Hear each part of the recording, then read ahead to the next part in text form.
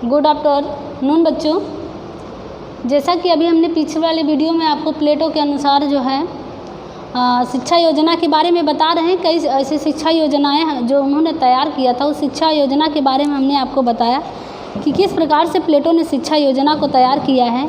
आगे जैसे शिक्षा योजना में देखा कि शिक्षा योजना में शैशवावस्था से लेकर 30 वर्ष तक के अवस्थाओं के बारे में उन्होंने शिक्षा योजना को तैयार किया था। उच्च शिक्षा के बारे में बताया था और उसी के माध्यम से हमने शिक्षण विधि को भी बताया कि कैसे उन्होंने शिक्षण विधियों को तैयार किया था।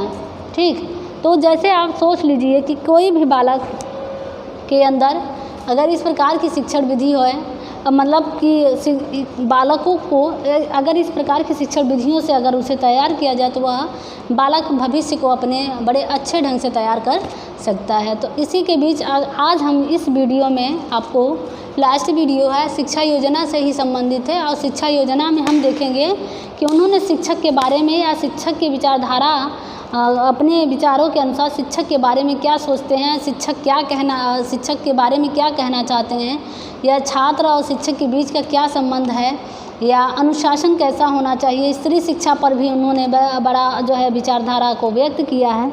इसके बारे में जो है हम आपको बताएंगे। ठीक, तो हमारा है सबसे पहले शिक्षक, टीचर। तो चलिए टीचर के बारे में थोड़ा सा बात हो जाता है। प्लेटो ने अपनी रचनाओं में अगर देखा जाए, पहला है क्या, शिक्षक।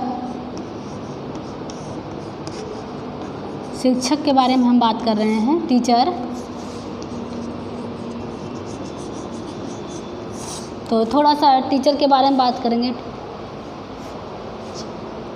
तो टीचर मतलब शिक्षक कैसा होना चाहिए, तो देखा जाए अगर प्लेटो के अनुसार या प्लेटो ने अपनी रचनाओं में शिक्षक के स्थान के विषय में अलग से नहीं लिखा है। मतलब कोई ऐसी विषय नहीं बनाया है कि जो शिक्षक के लिए हो। थोड़ा सा उन्होंने अपना विचार फोकस किया है उस पर, मतलब नज़र डाला है कि कैसी विचार होनी चाहिए शिक्षक का। इस प्रकार से उन्होंने जो है, बस ये नहीं है कि बहुत लोग जैसे होते हैं ना कि विचारक वो अपना ध्यान केंद्रित करके शिक्षक के विषय में लिखते हैं, लेकिन ऐसा उनका विचारधारा नहीं था प्लेटो का। फिलहाल थोड़ा सा उन्होंने व्यक्त किया है, कहा है कि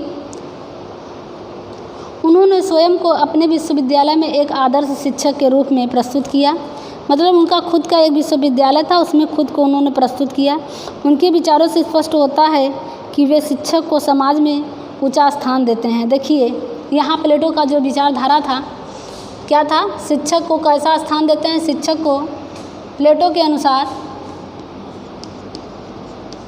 ठीक, प्लेटो के अनुसार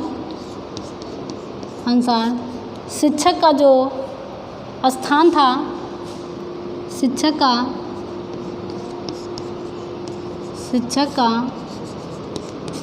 जो स्थान था उनके नज़रों में, उनके नज़रों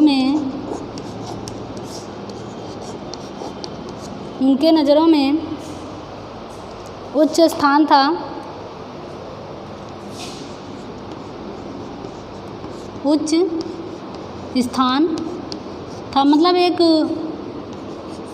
मतलब सबसे बड़ा शिक्षक है, शिक्षक के बिना ज्ञान अर्जन नहीं हो सकता, ऐसा उनका जो है विचारधारा था। ऊंचा स्थान था, उच्च स्थान था, मान लीजिए। इनके अनुसार शासन के उच्चतम अधिकारी शिक्षक ही थे।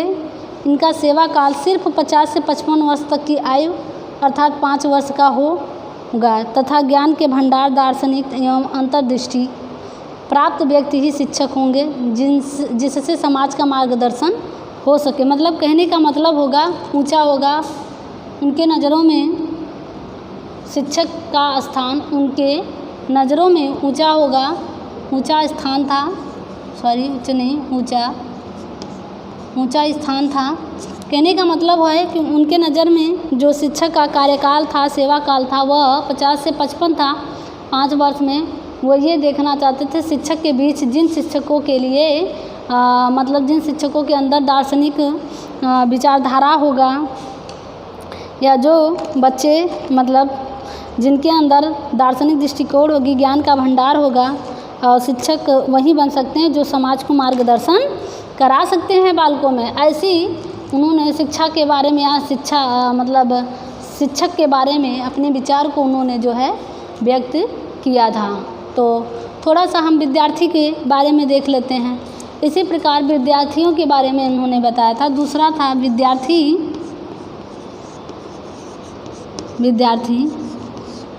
अब विद्यार्थी का क्या स्थान है? शिक्षक का तो ऊंचा स्थान था। तो नहीं, विद्यार्थी का था कि प्लेटो का विचार था कि शिक्षार्थी को उसकी योग्यता अनुसार शिक्षा दी जानी चाहिए। वाह! कहा जाता है कि जिस योग्य अगर बालक हो उसी योग्य उसकी शिक्षा होनी चाहिए। अगर बालक कमज़ोर वर्ग का है या बालक की रुचि जिस विषय में नहीं है उस विषय में उसको शिक्षा देने का कोई मतलब नहीं है। वह जो है एक अंधेरा में उसकी ज़िंदगी को अगर उजाले की ओर ले जाएंगे तो वह नहीं जा पाएगा। ऐसी शिक्षा उसे नहीं देनी चाहिए जो उसके जीवन के लिए उपयोगी नहीं है। उसकी योग्यता के अनुसार ही उसे शिक्षा दें। शिक्षार्थी शिक्षक के अनुशासन में रहकर अध्ययन करे, ऐसा उनका विचारधारा था। देखो, कहने का मतलब ये है कि जो विचारधारा था विद्यार्थी को लेकर मतलब शिक्षक को ऊंचा स्थान दिया। तो ऊंचा स्थान देने का मतलब यह था कि जो विद्यार्थी थे उनका जो स्थान होना चाहिए वो स्थान मतलब उनके अनुशासन में रहकर ही शिक्षा को ग्रहण करे, कोई अनुशासनहीनता न करे जिससे कि उन्हें तकलीफ़ हो या जीवन के लिए उन्हें जो है परेशान होना पड़े। इसलिए अनुशासन में रहकर उन्हें शिक्षा ग्रहण करना चाहिए शिक्षार्थी को। आगे देखते हैं। तथा अपनी योग्यता का अधिकतम विकास करें तथा राष्ट्रहित के कार्यों में लगाएं। अर्थात प्लेटो बच्चों को राष्ट्रहित के लिए तैयार करना चाहते थे। बच्चों को कैसे तैयार करना चाहते थे? प्लेटो के अनुसार प्लेटो ने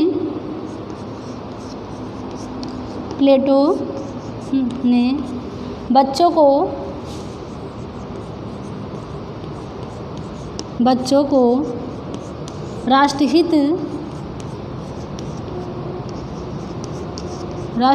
के लिए तैयार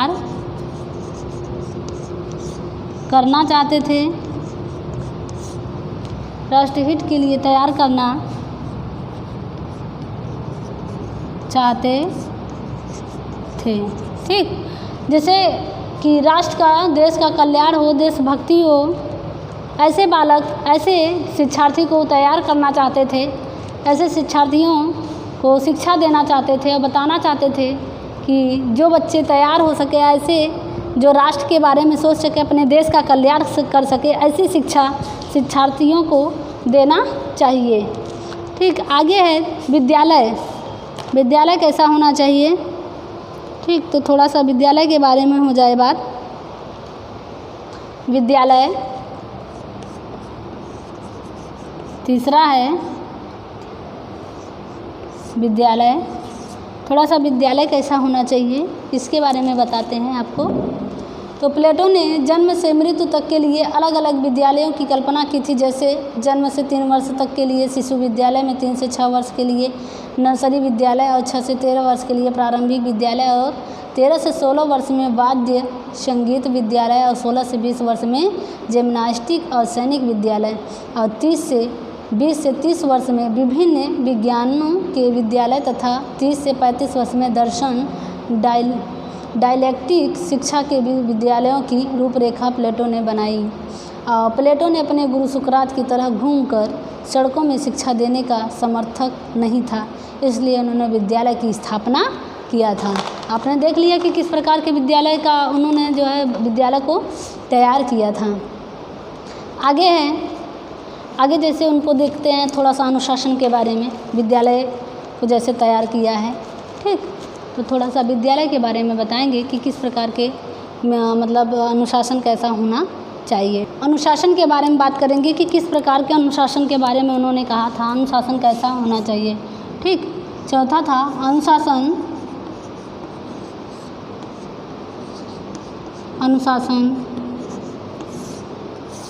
और 5वां है स्त्री शिक्षा। स्त्री शिक्षा, तो इन दोनों पर हम आपको विशेष रूप से व्याख्यान बताएंगे कि प्लेटो का क्या विचारधारा था।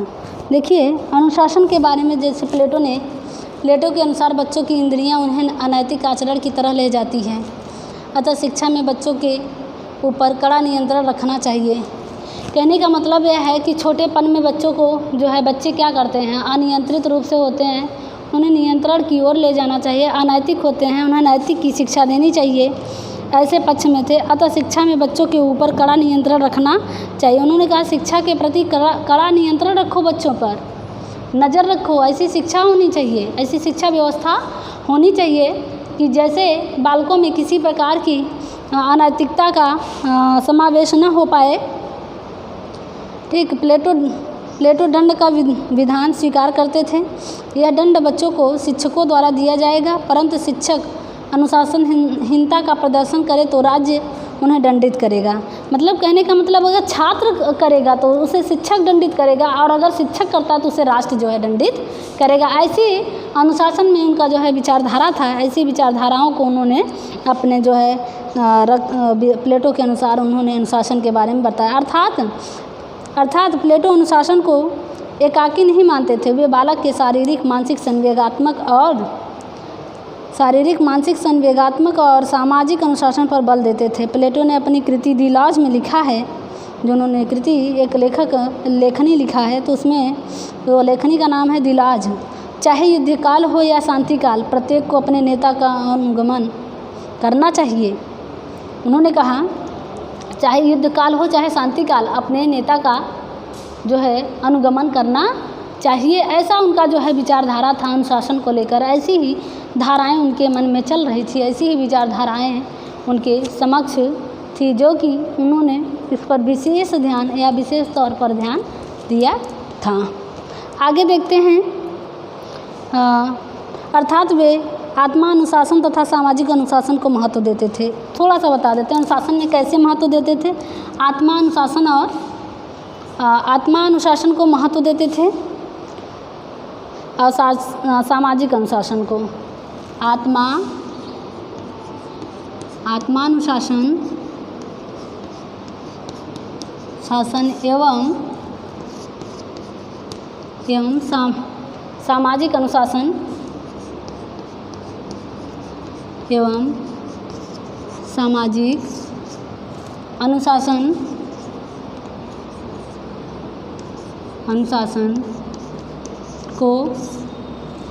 अनुशासन को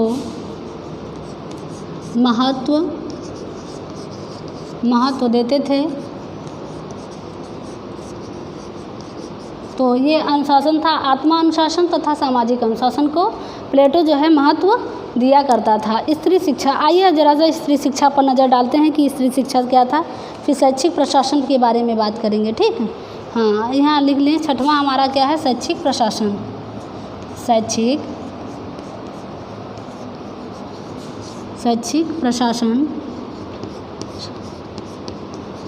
प्रशासन के बारे में हम बात करेंगे आपसे कि शैक्षिक प्रशासन कैसे हो, किस प्रकार का हो, ठीक। तो सबसे पहले अब हम देखेंगे स्त्री शिक्षा को। हाँ, तो प्लेटो ने शैक्षिक दृष्टिकोण से स्त्री पुरुष को समान दृष्टिकोण से देखते हैं। उनका विचारधारा था कि पुरुषों के समक्ष स्त्रियां जो है कमज़ोर होती हैं, लेकिन फिर भी उनके समान उनका जो है अधिकार होता है। कमज़ोर वर्ग की होती हैं, लेकिन इसका मतलब ये नहीं कि उनका पुरुषों के समान अधिकार नहीं है, नहीं। ऐसा ही उनका विचारधारा था कि पुरुषों के समान ही वह होती हैं। अतः इन्होंने स्त्रियों के लिए संगीत, नृत्य, व्यायाम, सैनिक अभ्यास तथा युद्ध कला आदि का अध्ययन निश्चित किया था। मतलब स्त्रियों के लिए भी क्या क्या, देखिए, नृत्य, कला, संगीत, अभ्यास,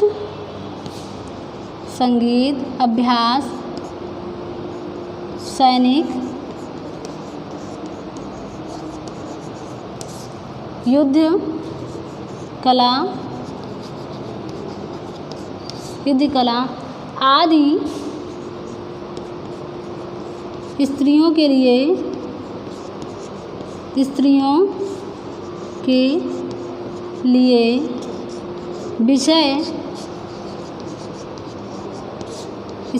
विषय तैयार किया था।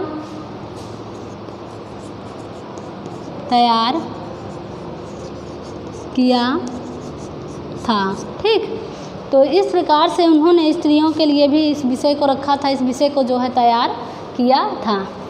आगे देखेंगे शैक्षिक प्रशासन क्या था। मतलब जैसे ये सारी चीज़ें थे, अनुशासन था, स्त्री शिक्षा था, शैक्षिक प्रशासन था। तो इसमें यह देखेंगे कि शैक्षिक प्रशासन में किस प्रकार के जो है उन्होंने शिक्षा के बारे में या शिक्षा को लेकर किस प्रकार का जो है राज्यों के प्रति या राष्ट्र के प्रति हित को तैयार किया था। ठीक, आओ देखते हैं। प्लेटो राज्य को सर्वोच्च सत्ता के रूप में स्वीकार करते थे। प्लेटो ने कहा था कि बच्चे राज्य की संपत्ति होंगे, न कि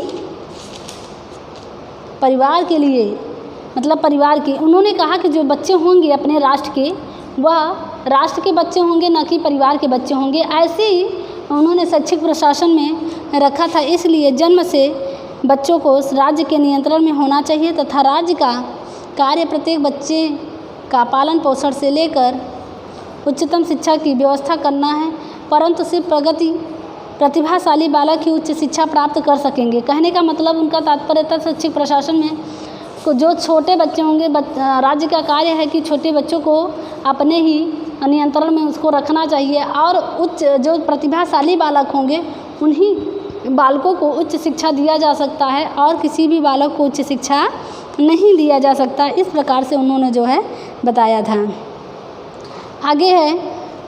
आगे उन्होंने राज्य की शिक्षा को चलाने व निरीक्षण के लिए शासन में अलग उच्च अधिकारी होंगे जो केवल 5 वर्ष या 55 से 50 तक के इन पदों पर कार्यरत रहेंगे। प्लेटो का विचार था कि ये अधिकारी उचित शिक्षा योजना को क्रियान्वित कर सकेंगे, अर्थात प्लेटो शिक्षा की अनिवार्यता के साथ उस राज्य का सबसे महत्वपूर्ण कार्य मानते थे।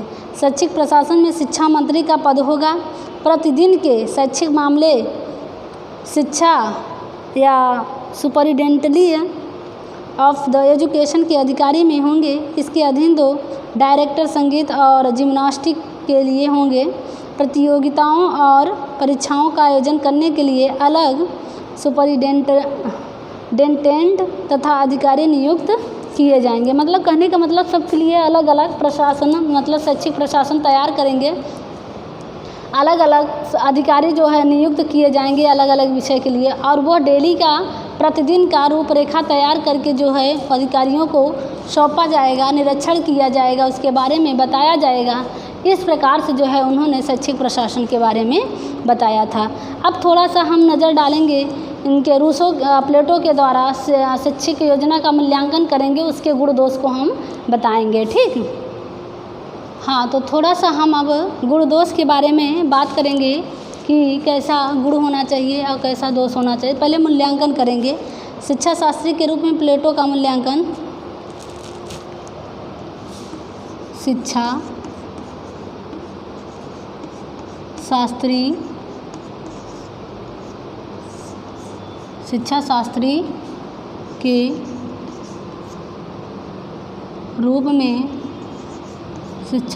के रूप में जो है शिक्षा का मूल्यांकन या प्लेटो का मूल्यांकन, शास्त्री के रूप में प्लेटो का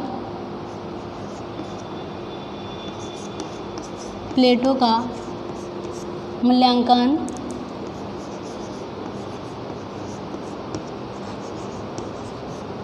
हाँ, तो थोड़ा सा मूल्यांकन के बारे में हम आपको बताएंगे कि कैसा मूल्यांकन किया गया था। प्लेटो पाश्चात्य जगत के सबसे पहले व्यक्ति थे जिन्होंने आदर्श की संपूर्ण, थोड़ा सा इसके बारे में देखते हैं। प्लेटो क्या थे? पाश्चात्य जगत के सबसे पहले व्यक्ति थे जिन्होंने आदर्श राज्य की संपूर्ण शिक्षा योजना प्रस्तुत की। इन्होंने अपने शिक्षक सिद्धांतों को आदर्श रूप देने के उद्देश्य से एकादमी विद्यालय की स्थापना की और स्वयं शिक्षक के रूप में कार्य किया। वर्तमान में प्लेटो के विचार हो या ना हो, परंतु कहा जा सकता है कि ये पाश्चात्य शिक्षा के सर्वप्रथम निर्देशक थे। प्लेटो के शैक्षिक चिंतन एवं कार्यों का मूल्यांकन भारतीय समाज की परिस्थितियों एवं भविष्य की संभावनाओं और आकांक्षाओं को दृष्टिकोण में रखकर किया जा सकता है। इस प्रकार से उनका जो है मूल्यांकन था, उनका विचारधारा था, और यह पाश्चात्य जगत के पहले शिक्षा शास्त्री के रूप में तैयार हुए और उनके अनुसार उन्होंने जो शिक्षा को तैयार किया था वह आदर्श रूप से था। मान्य हो या ना हो, लेकिन जिस प्रकार से उन्होंने शिक्षा योजना को तैयार किया था, उस शिक्षा योजना की अगर देखा जाए, उस शिक्षा योजना के विषय में देखा जाए तो वह पूर्ण रूप से बिल्कुल सही और सटीक उन्होंने तैयार किया था। और ऐसी शिक्षा योजना पाश्चात्य में अगर हो तो वहाँ की सभ्यता पर विशेष ध्यान उन्होंने दिया था। अब थोड़ा सा गुण के बारे में बात करेंगे। इनकी शिक्षा मूल्यांकन में हम गुण की बात करेंगे कि इनकी शिक्षा में क्या गुण था। ठीक, एक एक गुण के बारे में बात करेंगे। प्लेटो में शिक्षा एकता और समानता के सिद्धांत का प्रतिपादक था। प्लेटो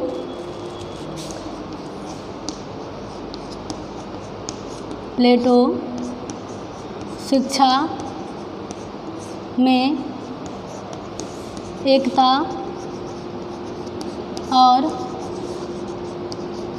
एकता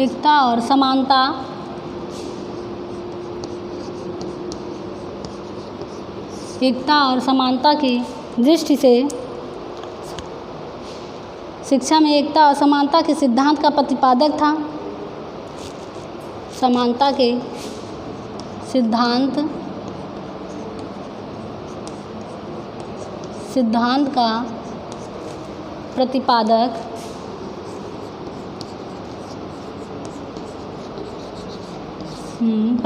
था।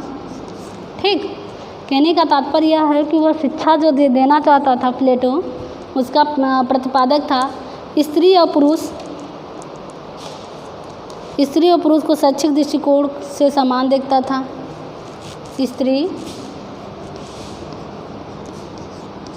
स्त्री और पुरुष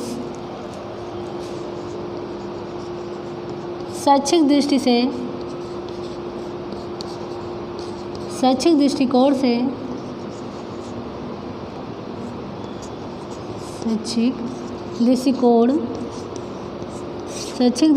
से समान देखता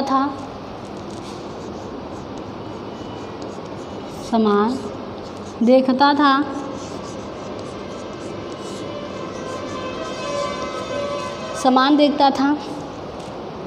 कहने का तात्पर्य यह है कि स्त्री और पुरुष के बीच का जो शिक्षा था, वह जो शिक्षा के बारे में सोचता था या देखता था, बताता था, दोनों का समान था। ये गुण था। ठीक, दूसरा है उन्होंने उच्च शिक्षा से लेकर प्राथमिक शिक्षा की विस्तृत रूपरेखा प्रस्तुत की थी। दूसरा गुण यह था कि उन्होंने उच्च शिक्षा से लेकर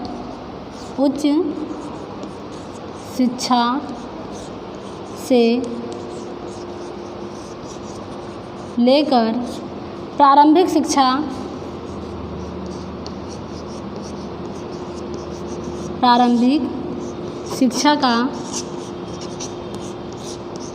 शिक्षा का रूपरेखा तैयार किया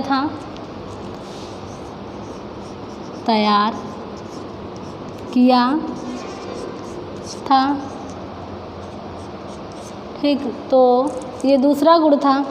तीसरा था प्लेटो शिक्षक के व्यक्तिगत एवं सामाजिक उद्देश्यों को समन्वय पर बल दिया तथा उसकी शिक्षा योजना शरीर, मन तथा आत्मा के विकास पर आधारित थी। चौथा है प्लेटो के आत्मा अनुशासन और सामाजिक अनुशासन पर बल दिया। शिक्षा का कार्य था, मतलब शिक्षा का यह प्रमुख कार्य है कि आत्मा अनुशासन और सामाजिक अनुशासन पर उन्होंने जो है विशेष बल दिया था। इस प्रकार की जो है उन्होंने रूपरेखा को जो है तैयार किया था। आगे है प्लेटो ने नैतिक एवं आध्यात्मिक पक्षों को भी महत्व दिया था। छठवां है शिक्षण विधियों में प्लेटो ने तर्क विधि, सुकरात विधि, खेल विधि जैसे वैज्ञानिक विधियों का समर्थन किया था। छठवां है, जैसे प्लेटो का वो देखेंगे सुकरात विधि, खेल विधि और इन सब विधियों के माध्यम से जो है शिक्षा देने के पक्ष में जो है उन्होंने बात कही थी। इस प्रकार का जो है उनका गुण था। और थोड़ा सा हम दोष के बारे में बात करेंगे। एक दो जैसे हमने गुण बताया उसी प्रकार इसके मूल्यांकन में थोड़ा सा दोष के बारे में बता देते हैं कि दोष क्या था। ठीक, जैसे गुण होता है उसी प्रकार दोष भी होता है। विभिन्न गुणों के होते हुए भी शिक्षा विशेषज्ञों ने प्लेटो के शैक्षिक दर्शन में अनेक कमियों पर दृष्टि डाली और जिन्हें दोष के रूप में निम्न प्रकार से व्यक्त किया जा सकता है। पहला है, प्लेटो ने शिक्षा पर राज्य का अधिकार रखा। यह विचार वर्तमान दृष्टिकोण से उपयुक्त नहीं है। अगर देखा जाए पहला दृष्टिकोण जो अगर देखा जाए पहली दृष्टिकोण से जो राज्य को स्थापित कर दिया था, यह पहली बुराई थी और इस पर यह बहुत बड़ी कमी थी प्लेटो की कि जो उन्होंने राज्य को सौंप दिया था। ऐसी शिक्षा क्या होगी जो राज्य को सौंप दिया जा रहा है, इससे ऐसी शिक्षा का कोई मतलब नहीं है। और आगे उन्होंने दूसरा बताया कि प्लेटो का पाठ्यक्रम निर्माण संबंधी सिद्धांत अब व्यवहारिक तथा दार्शनिक राजा की अवधि बहुत कम थी। ये भी एक दोष के रूप में उन्होंने तैयार किया था। उसने शासकों एवं प्रशासकों की शिक्षा पर विशेष बल दिया और जनसाधारण की शिक्षा की उपेक्षा किया। मतलब उपेक्षा का मतलब ये है कि जैसे कि जनसाधारण में शिक्षा हो या ना हो, लेकिन जैसे राज्य की बात कही और जो है प्रशासकों पर विशेष बल दिया और शासकों पर, और उन्हें जनसाधारण पर कोई बल नहीं दिया। यह एक भी दोष था। प्लेटो ने साहित्य एवं व्यवहारिक विषयों की अवहेलना की थी। ये भी गलत था, ये भी एक दोष था। प्लेटो ने अपनी शिक्षा योजना में औद्योगिक शिक्षा को कोई स्थान नहीं दिया था। व्यावसायिक शिक्षा को भी कोई स्थान नहीं देना चाहते थे। ठीक, ये भी एक दोष था। प्लेटो ने दास शिक्षा को उपेक्षित किया। उनकी दृष्टि में उन्हें शिक्षा देने का निरर्थक था। मतलब कहने का मतलब ये था कि ये सारे दोष थे। मतलब दास क्या मनुष्य ही नहीं है? क्या वह शिक्षा के लायक नहीं है? ऐसा जो है उनके शिक्षा में ये सारी दोषें थी। कई दोष थे। अगर देखा जाए तो जनसाधारण के विषय में भी उन्होंने ऐसी कोई चीज़ें नहीं थी जो बताना नहीं चाहते थे। तो इस प्रकार से अगर देखा जाए तो आज के वीडियो में शिक्षा शास्त्री के रूप में प्लेटो का मूल्यांकन जो हमने गुण और दोष के बारे में बताया, आज की वीडियो को हम यहीं पर समाप्त करते हैं और फिर के वीडियो में मिलेंगे पाश्चात्य विचारधारकाओं से या विचारकों से। तो ठीक है, आज के वीडियो में इतना ही। अगली वीडियो में फिर हम आपसे मिलेंगे। जो है इसी वीडियो को यहाँ पे समाप्त करते हैं। जय हिंद, जय भारत।